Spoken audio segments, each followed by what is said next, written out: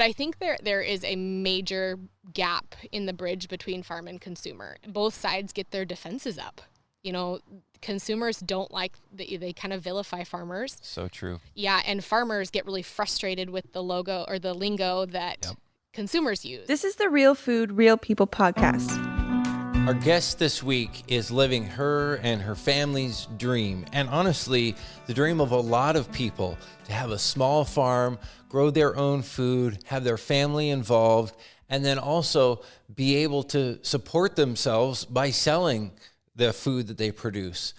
Brianna Widen is her name. Widnor Farms is the name of the farm, doing pastured pork in the Custer, Washington area. And it turns out living that dream is a lot of work too. And she talks about that, as well as how she came from being, as she says, she and her husband being city slickers to running their own family farm. I'm Dylan Honcoop. This is the Real Food, Real People podcast. Glad you're here with us this week and joining me on my continuing journey to get to know the real people behind our food here in Washington State. Our sponsors are the Dairy Farmers of Washington. You can find them online at wadairy.org. They do similar things. They're sharing what life is really like for Washington State dairy farmers and all of the good things that they produce for us to eat. Also, Manna Insurance Group. Founded by a classmate of mine from high school, honestly, and he's doing a great job. He's a great team leader, and the philosophy of his insurance firm is spot on, in my opinion, focusing on protecting your family's financial future on a variety of fronts, rather than waiting for something to go wrong and just reacting at that point. Manna Insurance Group, check them out, mannainsurancegroup.com. So on your social media, you say that you guys are city slickers? Yeah. Turn farmers? Yeah. Like, explain that. Right. You don't look like city slickers to me at all. So my husband actually grew up in a cul-de-sac, and he didn't even have a dog growing up. And he grew up in Mount Vernon, so there, it's not a small town. Yeah. I grew up in LaConner. It's really small. It's tiny, but I did grow up on a dead-end road. I had dogs. I was thankful my parents did let me do 4-H with my horse, though. So it wasn't that I was completely out of touch, but it definitely was. We were both city kids. We both grew up in town and then wanted to do this. So how did you decide to be full-on farmers? Because what I'm seeing here is you guys are living the real legit farm family life, right? Yeah. So we made the choice. We actually moved here in 2017, and originally our plan had been just to raise our own food. We wanted, our big goal was just to reconnect with where our food came from. And prior to that, we always bought food from local as much as we possibly could. But we realized that there was a gap between consumers and farmers, and my husband just kind of fell in love with what he was doing. And one day he came home from his day job and just said, "Hey, I'd like to do this. I'd like to actually do this for a living." And I'm the kind of person that if he makes the if he's decided that that's what he wanted to do, I don't want to be the one that holds him back from doing it. So I was like, all right, you grow it, I'll sell it. So it's like one of these classic stories of hobby turned into career. Yes. And, we haven't been doing this for very long, but we brought business sense into it. So we knew that this wasn't, we definitely took it and ran with it from the beginning. Yeah. What kind of work had you both been doing prior? So I had built a business prior to this. And so I knew the ins and outs of what it took to build something that had a great volume of sales. And I was social media was something that I was willing to tackle. My husband is, he works for BP. So he has a lot of skills, and he welds and he can build, and he's just very skillful. So I knew that we weren't lacking in the effort. We both had the desire. So, yeah. And what was it like then when you made that decision? He made that call. You're going to go for it. Talk about what you've been through to realize, everything that you have accomplished so far. Yeah. So we really tackled this as much as we possibly can. We didn't want to put it just a toe in and then I knew that you really can't make a living off of just a little. So we needed to actually expand what we were doing in the first place, which also meant acquiring more land. It meant acquiring a lot more livestock, infrastructure that the property that we actually purchased did not come with. So, and then it also took, website building and a social media building and all of that stuff that just kind of played into it. Profit margins are something that I at least came in with some experience with. So I understood what price points we actually had to hit, and where economy of scale came into play, and what that would look like. The value of shipping, that's been a big thing for us. We have about 50% of our sales is on farm, 50% of our sales is shipped across the country. Wow. So so that opened up the door to being more than just our backyard. So we hustled. We hustled a lot. It's been a lot of late nights and early mornings. But I think when you're doing something you're excited about, you wake up ready to go, even if you've only got 4 hours of sleep. It's just kind of one of those things that's worth it. It's very much so. So what did you start with? Like, what was the first thing that you guys were growing? Ironically, my husband started with a bottle calf. He had a local farmer that had a beef bottle calf that was willing to part with. And so he raised that up, and I ended up with a family dairy cow that we loved.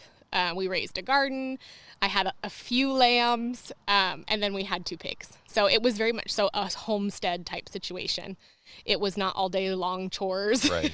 things like that. But that was like the hobby farm start. Yeah. And then that was what you scaled up from. Yeah. And everything we set up with that small amount of livestock, we did on a scalable kind of structure. So we wanted to make sure that our automated feeders and things like that were something that we could scale. And we really wanted to reduce our chore time, because at the time we were both still working full time too. So that really helped. And then it also allowed us to scale the business pretty quickly. Mm-hmm. So as you started to scale, what did you bring on? More cattle, more, because you do cattle, sheep, pigs. What am I missing? Chickens are a big chunk of your business. Yeah, meat birds and layers. Mm-hmm. So we, from there, I bought an entire flock of sheep. So we had a gal that approached us and just said, "Hey, I'm wanting to get out of this. I've been raising this specific breed of sheep for 30 some years, and I'd like to be done." So I bought an entire flock of sheep. My husband actually turned around to a seed stock producer for Red Angus and said, "Hey, I'd like to buy your calf crop." And so we ended up establishing some really great relationships with people who were willing to support, and with their knowledge, especially what we were doing. And then the chicken was a big one. We have it with our pastures, it just does not thrive. We're in sandy loam soil. We knew we had to either make a huge investment in repairing our soil in order to even grow grass, or in our case, we couldn't necessarily afford to do that. So we kind of skirted the idea and said, what else could we do that would turn a profit and turn around and give us better ground? And that was the meat birds. So we run pastured poultry as well. And that's like the chicken tractor sort of idea where you kind of move them, how often you move them, they kind of fertilize and eat and all that stuff. So we move them every 12 hours. Oh, wow. Yeah, move them every 12 hours. They're fed every 12 hours. We're pretty consistent about it. It builds great soil. In fact, this drought that we're going through, the ground where the actual chickens were is still pretty green, and it's still growing without watering. So that's been big. But we really saw how that amount of chicken litter can really impact and make a big difference quickly without the cost investment. So it's been, plus chicken is a big seller. Yeah. Mm-hmm. Yeah. Yeah, so talk about that. You sell a lot of chicken. We do. And all the other meats that we just listed from the animals. Like, you're growing the sheep for meat, for mutton and lamb and stuff? So we do lamb here, and then we also do pelts and yarn. So I've tried, my big thing was that we had to figure out how to use as much of the animal as possible. The amount of waste that we couldn't afford. Lamb you don't make very much money on lamb at all. It's kind of in the tank right now. But for us, we could turn a great profit on pelts. So it's a very multi-purpose species that we had. For us, we specifically do not raise sheep that are in commercial channels because we needed something to market differently. Yeah. So we chose that avenue. We raise a breed of Icelandic sheep. It's very uncommon. The carcasses are a little bit smaller, but we definitely can command a higher price. And because of that, I didn't need the quantity of sheep that I think I would have if I had a commercial, more common breed. But they're the most high maintenance thing we have here. Really? But they are something I think also people love them. It's a big attraction too. And so you have all these animals and you want to start selling meat.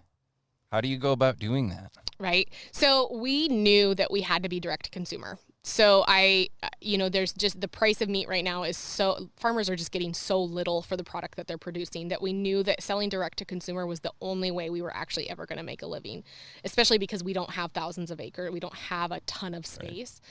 So we decided instead to open up our own channels of sales. And so I launched a website so people can go online.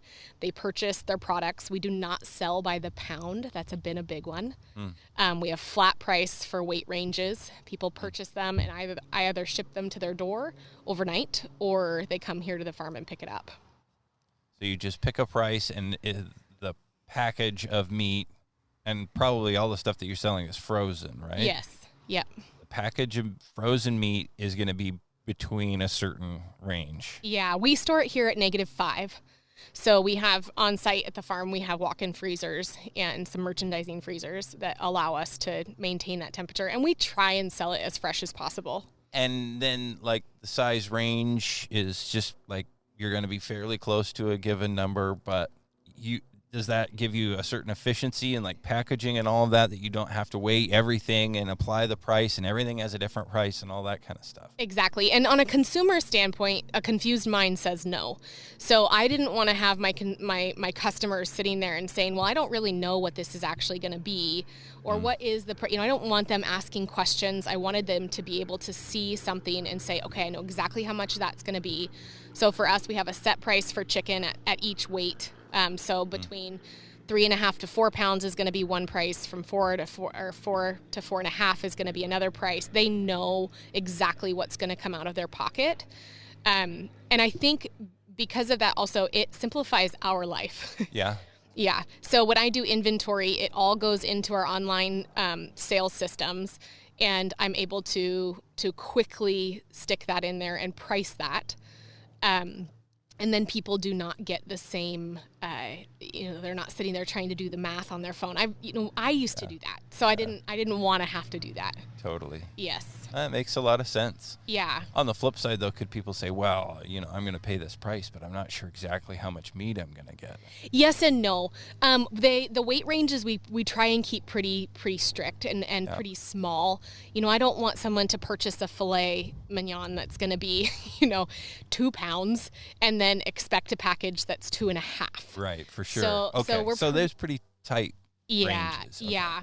And so we and everything, when we do, it makes inventory not as easy, but the sales system, we use a Shopify website, and because of that, it just makes things so easy for what we're doing. So basically what you're describing is you're a fully integrated, vertically integrated operation. Yes. Yes. Which, that's the kind of jargon of like big corporate stuff. You guys are the opposite of that. But you're saying that makes sense for what you're doing. It does. It really does. We needed our customers to be able to feel confident in what they were purchasing. The only thing that we don't have in our online store is our eggs, and that's simply because we run out constantly. Yeah. But I needed, because half of our sales are online and half of them are here on the farm, I really needed to be able to control the two of those, and inventory wise, it was going to be difficult. Yeah. So having a website like this has just made our life really easy. And then we also have a subscription program. So that makes it really easy too, because people can purchase their meat on a subscription basis. And as a farmer, that is an amazing way for me to guarantee what my income is going to look like.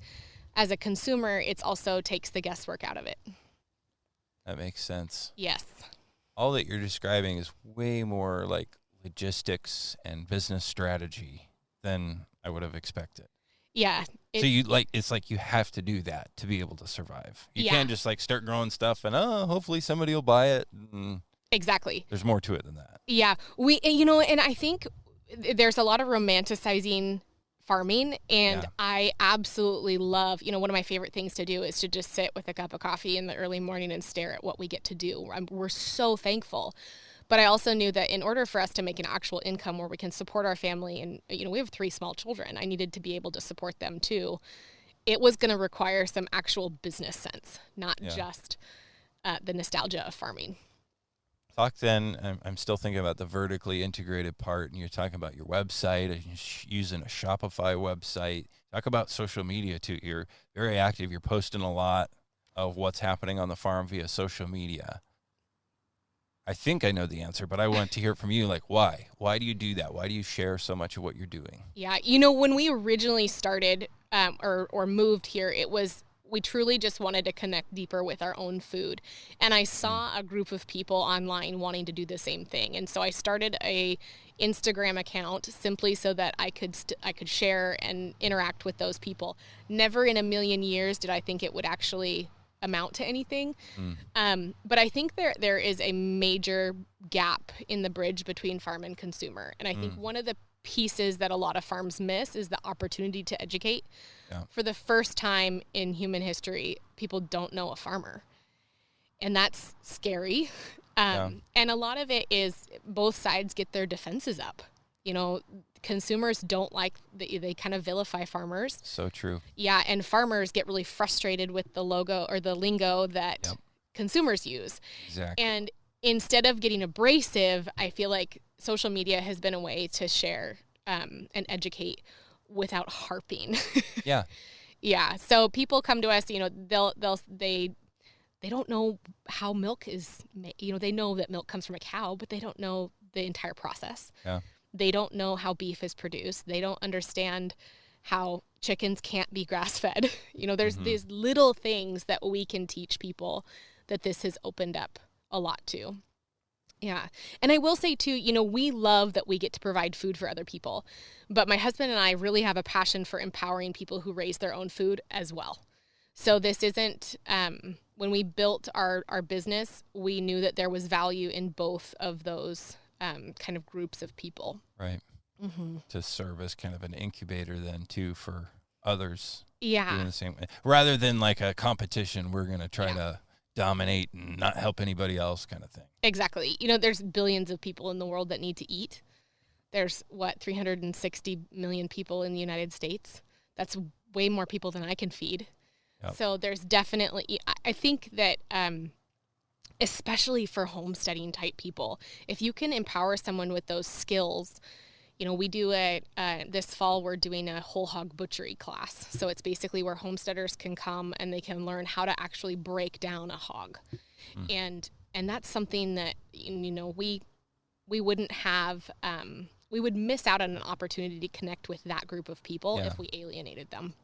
Just thinking about this now as we're talking, because I know some people poo-poo that, like, oh, are you really going to be able to support yourself homesteading? Well, probably 99 out of 100 people won't be able to, but even just them doing that is educational about where their food comes from, and it probably totally changes how they shop and how they eat. Yeah. And all of that. There's a huge benefit of having people at least have exposure to those kinds of things. Plus, I know it feels good for a lot of people. I know it feels good for me, and there are lots of gaps. Having grown up on a farm, there's still lots of gaps in my farm knowledge about how different animals, different food is produced. It's like, I want to learn that stuff just because it's fun. Yeah, exactly. Well, and if you think about it too, they're going to value the product that a farmer is producing if they've tried to produce it themselves. So even if that means they're willing to spend more on something that a farmer produces because they tried to raise it themselves, or, if they succeed, more power to them. Totally. Yeah. Yeah. So what is it really at the core of what people misunderstand about farming? You list some of those things that, I guess I always struggled with this because I grew up around farming. So a lot of people in the farming community be like, oh yeah, everyone just thinks their food comes from the grocery store and thinks that, chocolate milk comes from brown cows and consumers don't know anything. Well, it's like, well, they know more than that. But still, at the same time, some of the things that you listed are like, wow, you've actually dealt with people who kind of don't know that. Like, that is an eye-opener, because I take a lot of that stuff for granted. Right. You know, we did have someone one time ask if they could please have all brown eggs because they thought they had better nutrition. And I just think, you know, that was a marketing gimmick 5 years ago where someone said the brown eggs come from pastured hens, and that's not necessarily true. But so what is the truth about brown eggs? They're just as healthy as the white eggs. And they just come from a different breed of hen. Right. Yeah. Right. So we've dealt with, you know, some major things that, like you said, I took for granted too. You know, I may have grown up in town, but I was very, very fortunate that I did have a dad who was a farmer. Their family lost their farm when his dad passed away. But he was very educating. Right. And I did, you know, I had siblings that had married into farming families. So I think that consumers right now are definitely being given a lot of politically based jargon and ideas that they trickle down and affect people like me and people like our neighbors who are, you know, traditional cattle farmers selling to commercial channels. So I feel bad right now because I feel like consumers are being pulled in 3 different directions and they don't know what to believe. They don't know what's right. You know, what does grass-fed really mean? Yeah. You know, that's a big one. We get asked all the time, are your cattle grass-fed? Well, technically, yes. They are totally grass-fed their whole life. But is grass-fed the same as pasture-raised? Is grass-fed really not in a feed? You know, it can be in a feedlot. You can have all of these different things that occur, which I don't really, I think there's a place for everything.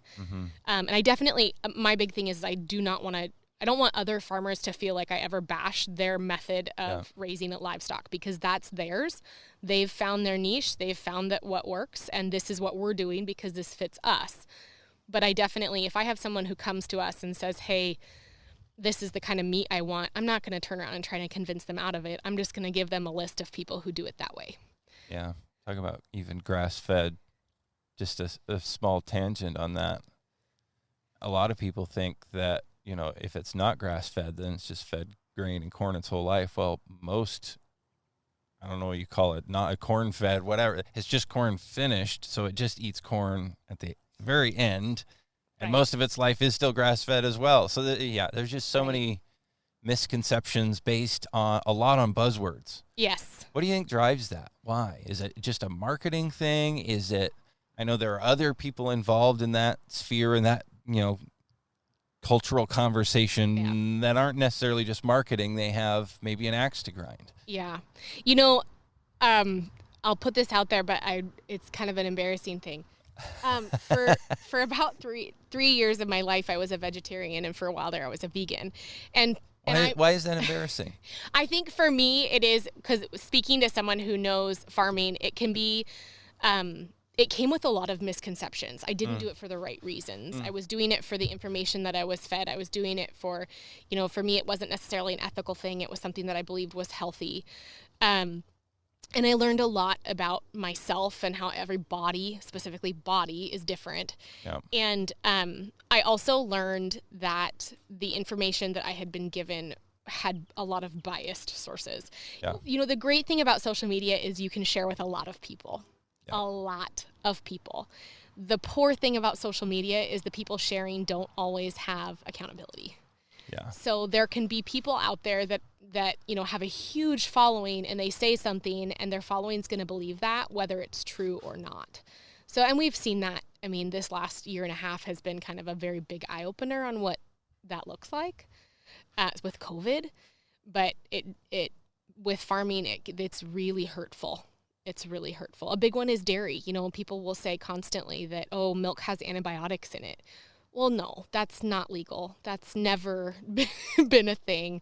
Yeah. That's not, yeah. So you know, and that's another thing too, is all of those labels, you know, no farmer is putting antibiotics in their animal and then selling the meat the next day. No one is doing that. And if they are, they're getting in really big trouble. Yeah. So like major fines, if not prison, Yeah, it's a big deal. And yet, that needing to be antibiotic free is a huge buzzword. Mm-hmm. Or, my favorite is chicken being hormone free. Well, chicken's been hormone free for 40, 50 years. Yeah. There's nothing FDA approved for hormones for chickens. Yeah. So I think consumers they're trying. Yeah. They're trying, but you know better you do better when you finally know better. Talk about the hormone-free thing. I always laugh at that because really, technically, everything has hormones in it. Like everything, Yes. Plant, animal, humans, that's what runs these, biological systems. Yes. So like one of the only things that you put on your table that doesn't have hormones in it is probably the salt. Yeah. Water. Water. Yeah.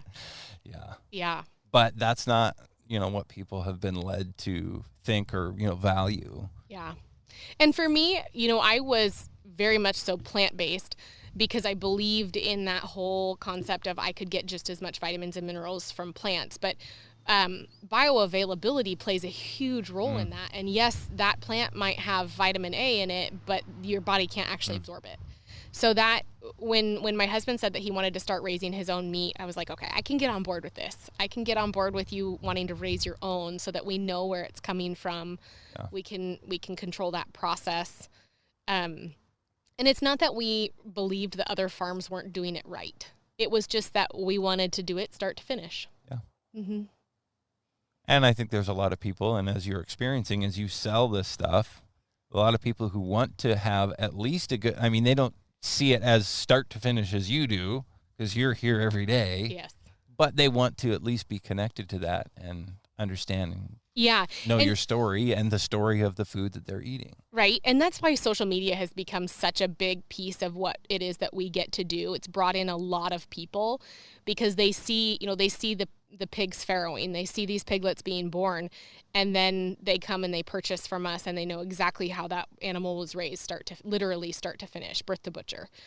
Our biggest problem is that as we've scaled up, we've really learned and realized the lack of access small guys like us have to processors that allow us to sell to the public in the first place. That's been kind of especially because of the last year. It's a huge piece of the, decentralizing our food system has to happen, but there's a lack of small processors that can make it happen. Yeah. And a combination of kind of the way that systems have evolved, the food system, and how meat is processed and packaged and marketed and sold, plus government regulation then too, which kind of reinforces that, which I've talked to multiple people who are like, yeah, there's a reason why it's that way because there are big dollars that support it. I don't know how much of a conspiracy theory versus reality that is, but like we were talking about when you were showing me around the farm before we started talking here, I'm looking at your cuts of meat and talking about, the challenges to here. You can raise meat all day long and you can do ethical meat and you're building soil and you're doing all these cool things. The story is incredible and people want that stuff. There's a demand for it, but there's this breakdown in that processing part of this vertical integration. Exactly. What do you think's got to change? What would you, if you could just step in and say, do this, this, and this, what would it be? I think, how much money can I have? Sky's the limit. Right. Money's no object. If, there are a lot of little farmers that say, I don't have access to USDA butchery. Well, you do. You just have to drive. Yeah. That's the piece of this. Setting up a USDA butchery, we have friends that are opening theirs here in the next few months.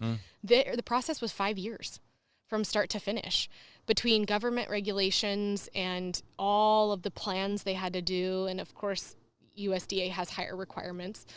5 years is a big investment in time. Plus a lot of money too. Plus a lot of money before you ever see a return on that investment.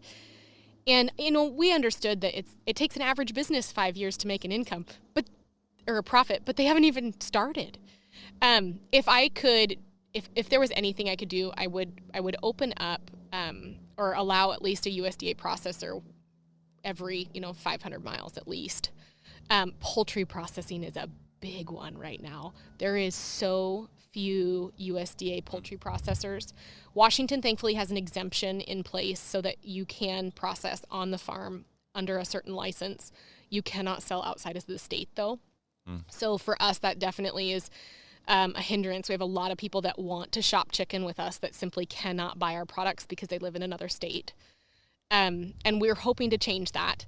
But the lack of access to butchers that can give people the proper cut meat that can cross state lines would be huge. You know, where we're at too, we have a huge Canadian following. We're right here by the Canadian border. And we have a lot of people that have asked for our meats. We cannot ship into Canada. The customs is just a nightmare. But they can come down and pick it up and take it home, but only if it's USDA inspected. So you have to put that extra effort out as a producer. But for me, if in an ideal world, there would be enough producers for all farms to take advantage of. Yeah. Well, the rules for them, I mean, it makes sense to have rules. It's a food safety issue on one level. Like, yeah, we need to have rules. Things need to be inspected. There need to be standards. There needs to be training, all this kind of stuff. So I'm not necessarily balking against that. But when you look at it and the way some of those are applied, it's more of like a market protection move than it is really about food safety from what I've seen and what I've heard. Yeah. And we're really, really grateful that we have some really great USDA processors to work with. Yeah. The problem is just the distance from the farm. You know, it's a heck of a drive. And they're swamped right now too, and they're right? They're swamped. Yeah. So the crazy thing is a farmer could start farming today, but if you're a pork producer, you know, it takes, for us, because we raise pastured pork, it's going to take a little longer to finish them because they're on pasture. But, you know, it takes 8 months to finish that animal from birth to butcher. But there's no way you're going to get a date. So you can start planning when you're going to farrow, and then you can schedule your date and then hope and pray that your sow's farrow then, and that you're going to have numbers to fill. But we really, really worked hard to get to the point where we know exactly how many we're butchering each month and exactly what we're doing. And we've set ourselves up so that took time, though. That took a lot of time. Yeah. And a lot of failure. I think our customers have been through 5 or 6 different butchers until we found some processors that would do what we wanted to do with the quality standards that we had. What does it feel like to go through those failures, like you mentioned? You know, that's the frustrating part that doesn't necessarily end up on the like feel good. Here's the story of how this food was produced, but it was a really long, hard road to work through all these things to get there. Yes. You know, I think that one of the key pieces to succeeding as a first-generation farmer is being willing to humble yourself. Oh, look at that. Thank you, Lou.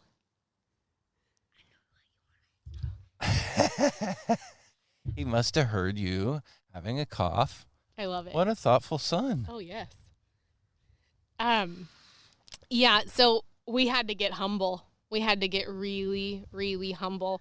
We had to ask questions. We had to admit our failures to people who were successful in hopes of getting some advice. Yeah. You know, when an animal gets sick, we didn't know what the heck we were doing. So we very quickly established a relationship with the local vet. And thankfully, we also told them, we don't know what we're doing, and we really hope that you'll be the professional that does. And thankfully, they took us under their wings and have been very wonderful to us. Awesome. But it definitely, you can't come into this pretending you know what you're doing. I mean, you can talk to me about profit margins and sales and shipping and websites and social media, but that stuff I might actually have a little bit of a voice in. But this other stuff I had to get we all got really humble. Yes, there was a lot of failures. You know, your website crashes. You can't always control that. Things might go wrong. You know, UPS might lose a box. There's a lot of failures and things that happen. But we were, first of all, determined. I think there's we have enough skin in the game that we had to make it work. We couldn't just, at one point we got to the point where we're like, we can't fold. Like, we can't afford to fold. We have to keep going. But you make a lot of mistakes. First generation farmers don't always know what to do when animals get sick. They don't always know what to do to make your soil the best. We didn't know at the best opportune time to make hay. There was a lot of stuff that we just didn't know. YouTube University was... It is amazing how much you can learn. Yes. And even for somebody who's been doing it a long time, you can go on there and learn how somebody else somewhere else does it. Oh, hey, that works? Yep. I guess we'll try it. Exactly. And there's going to be failures in every single business that gets off the ground. Thankfully, though, we have been determined enough to make sure that those failures didn't define it. Now, you are a first-generation farmer, and in some ways you're starting from scratch. But your family, at the same time, does have a farming legacy, right? Yeah. It was just that kind of sort of skip of half of a generation that reset the clock for your family? Or talk, what is your family's farming legacy history? So my dad was 29 when his father passed away, but prior to that, he raised hogs for Hormel. So he did have a larger hog operation. He had some opinions. Down in Skagit? Yeah, is in where Skagit he farmed? County. Yep. Okay. And they closed in, I want to say it was the early 80s, to be honest with you, but it was before I was born. Mm-hmm. And after that happened, my dad moved into town, and they raised me in a small town. So I feel like being in 4-H also gave me a little bit of a leg up.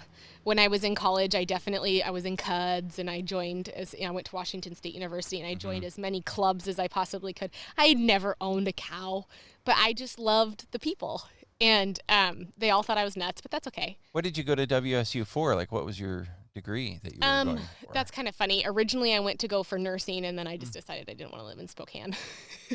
So So I did a bunch of animal science classes. I did biochemistry, and I really loved going to school. I loved learning. I think that's part of what has made this really work, is the fact that I've always, I get excited about something, and I'm willing to do what it takes to learn to make it to do well. You have to always be learning to farm.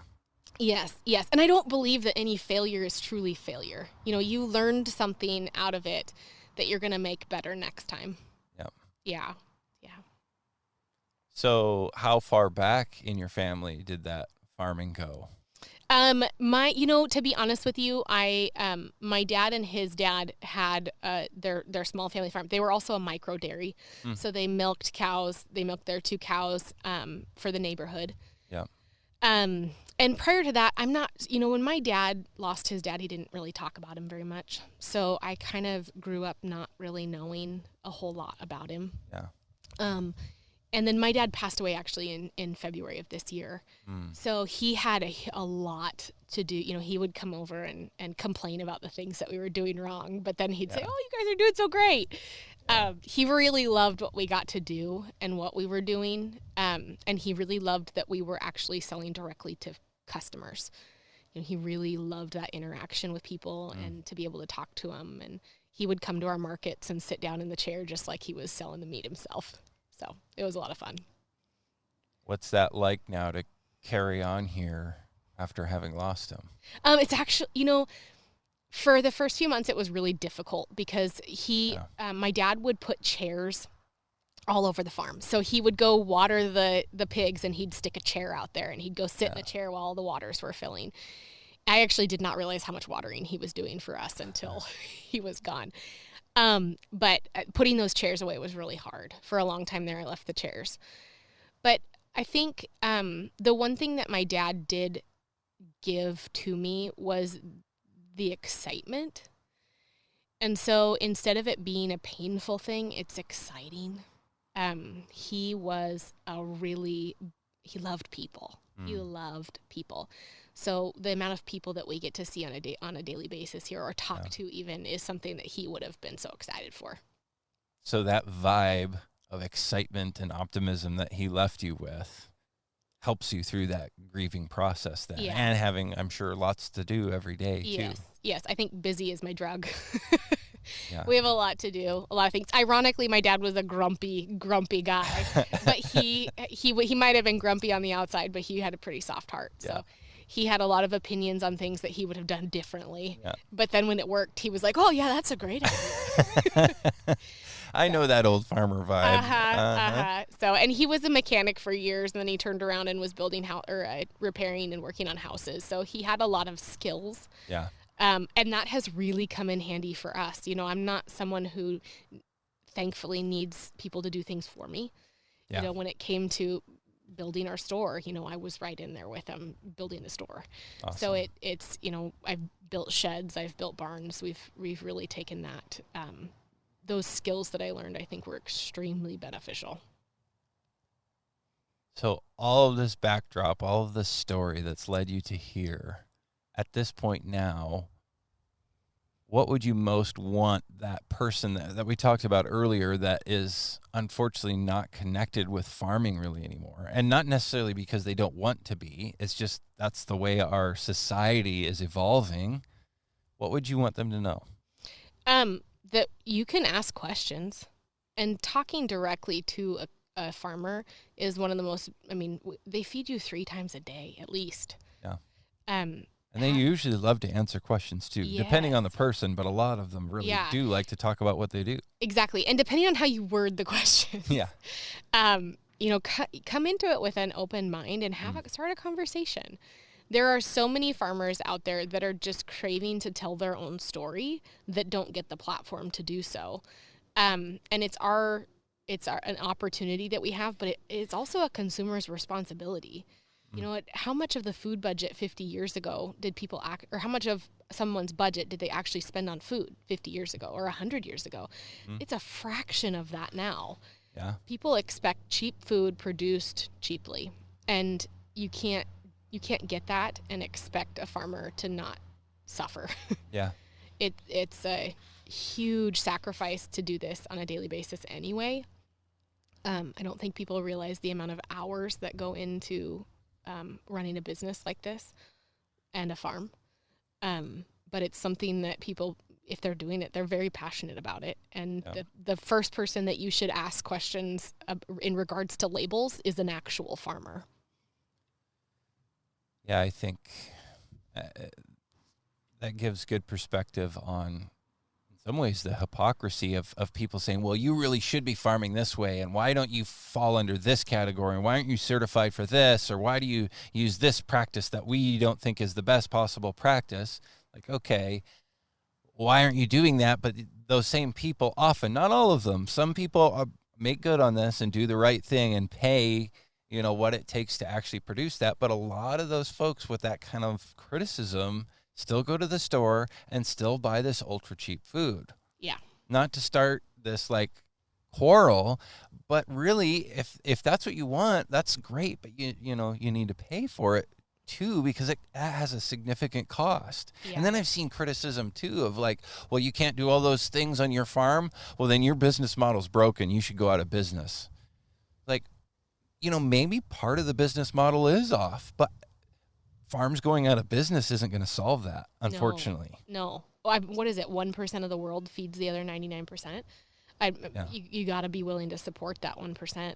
You know, we had a conversation with a chicken producer, a large-scale barn commercial chicken producer, a few months ago. And just in that conversation, we talked about he could never produce chicken the way we do with his margins. Like the conversion rate on the feed conversion is terrible on pastured poultry. It's just not great. But part of it is because they're moving they're constantly moving. They're not contained to a small area. Yep. So, you know, it can't necessarily be applied across the board. You can't say to someone, well, you need to do it this way, and then expect them to be able to charge the same amount, like you said, because it's just not going to happen. And 70% of chicken farmers in the United States live below the poverty line. That's sad. That's depressing. There's no reason someone's children deserve to go without so that you can have cheap food. Sorry, that was snarky. But it's the truth. And And in some ways, I think sometimes it's good to be snarky about that, because I think most people who do that have no idea. And so to say, yeah, this is the reality, it's kind of a harsh wake-up call, and maybe one that a lot of people need, like, oh, yeah, when I'm just like bargain shopping and busting out the coupons and, which people do. And I know a lot of people who are quite well off and could, and not that I blame people who have money to be frugal, but just because you can, I think at this point we need to recognize, at least with food, doesn't mean you should. Yeah. And that's where social media has come into such amazing play for us, because we've actually been able to, I start recording in the morning, and I'm really good about recording all day long, but I don't actually post it all day long, or else I'd have a life with a phone in between me and someone else. Totally. But so just like taking pictures, taking video of everything that you're doing through the day. Yeah. And sometimes I'll timestamp it. And then people will realize how much time, in the summertime, in the early spring, we are moving sheep every 12 hours. Mm-hmm. I don't think people realize the amount of time it takes to do what it is that we do. And social media has opened up the door for us to say, to show them that we're up when the sun gets up, and we go to, summertime, we're in bed at 11 o'clock at night. Like, it's just the way it goes. It's a busy season. It's a peak season. It's hard work, but it definitely, it pays off. But again, social media, it helps us tell that story and reach an audience we would never know otherwise. So, honestly, how many hours a day are you putting in during busy season? We probably work an average of at least 12 to 14 hours a day. And I won't 7 days a week? Pretty much, yeah. Wow. And I won't say it's productive all the time. Yeah. Some of that is little things like sitting down and just working on making sure our website works. Or, we ship on Mondays and Tuesdays. We do the majority of our shipping on Tuesdays. But it's just little things like gathering the dry ice, making sure the materials are ready to go, setting up orders, getting order forms, everything filled out, getting meat pulled. That is a full day job on Tuesdays typically. Running the store, it just takes time. And then, of course, I am really, really grateful that Ryan is a very hard worker, and he's a natural early riser. So he does a lot for us. But he is really the backbone that makes the physical stuff work. And he's very handy. Awesome. Yeah. But they're long days. They're very long days. What's the joke that he doesn't want to work 9 to 5 so that he can work 24/7?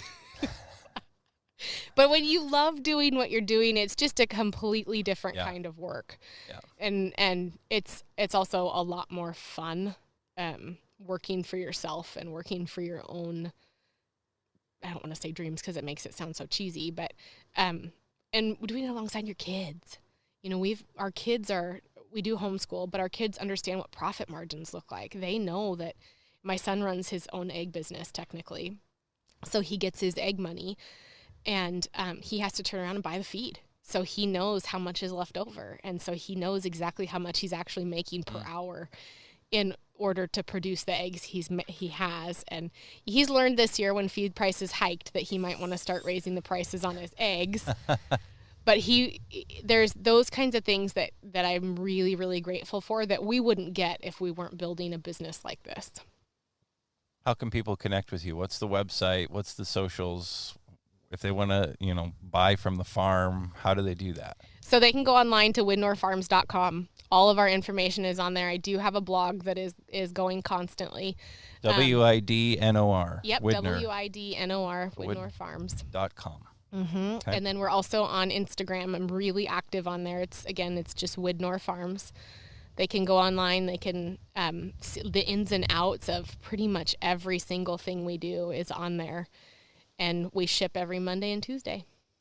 And then people can buy from the farm too, right? Yeah, they can buy. Yeah, UPS comes right to the farm, and the meat goes on the truck and goes straight to their doorstep within 2 days at least. Awesome. Yeah. Well, thank you for sharing your story, and thanks for having me out here to the farm. Of course. And thank you for doing it, for growing food to feed people. Now I need to go over to the cooler and see if I should make a few purchases from you before I go home. Yes, we'll have to hook you up. Sounds good. Yes. Thank you so much. Yes, of course. Thank you.